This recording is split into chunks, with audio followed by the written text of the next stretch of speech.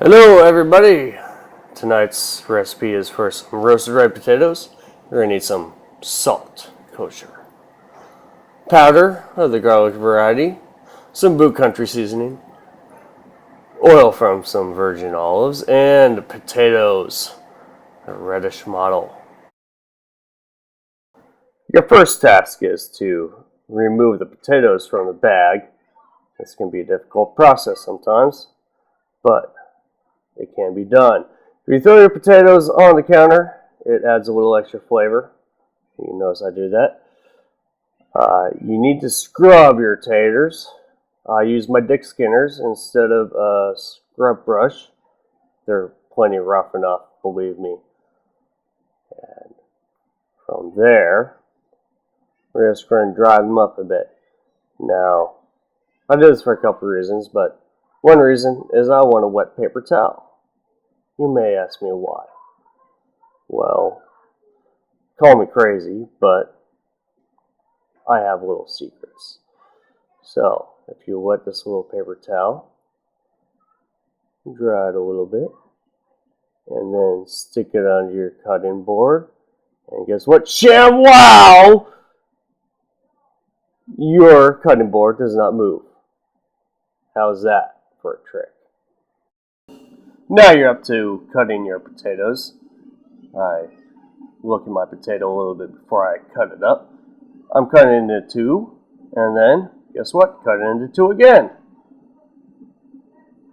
Then chop it into, well, 6 from there, but going for a basic size. You can see there, nice little size. So, chop, chop, chop. See if you can chop as fast as me. Chop, chop, chop, chop, chop. Chop, chop, chop, chop, chop. Chop, chop, chop, chop, chop, chop. Chop, chop, chop, chop, chop, chop. Chop, chop, chop, chop, chop. Okay. That's some skill. Keep practicing. Maybe one day you can be as fast as me. From here we need a little bit of our extra virgin olive oil. EVOO, as that stupid woman on TV says. Toss it around a little bit. I just do a little bit at first, and then check, see if it's coated. It wasn't coated completely, so add a little bit more. Remember, it's easier to add more than to take away, so don't screw up the first time around. So that tossed this up a little bit, and now it's coated pretty nicely with some olive oil. Now we're going to get my kosher salt. I don't measure stuff. I look at it. Yep, that's enough. So, toss that around a bit. Then we get some garlic powder. You can't see here, it's just a little light coating. You can start to see it on the potatoes. Now, a heavy coating of the Italian seasoning. These potatoes are heavily seasoned. It turns out really good like that. I don't generally season things too much, but these you do. So, round 2 here. You may have to do this a couple times, but how to cook is more by sight and taste than measuring.